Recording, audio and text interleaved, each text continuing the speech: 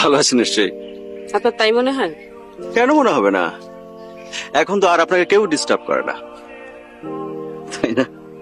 মন নিয়ে ভালোই খেলতে পারেন। সাধারণত যে কোনো খেলা খেলতে হলে অন্তত দুজন মানুষ লাগে, তাই না? আমি তো একা, আমার তো কেউ নেই। আপনি একা? ঝড় দেখেছেন কখনো? প্রচন্ড ঝড়ের মাঝে দেখবেন প্রচন্ড বাতাসে দুটো গাছ বেঁকে একে অপরের দিকে এগিয়ে আসে, একে অপরকে ছুঁয়ে দেয়, একে অপরের স্পর্শ নেয়। এটাকে বলে ভালোবাসা।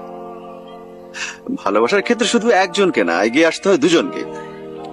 দুটো মন এক হতে হয়।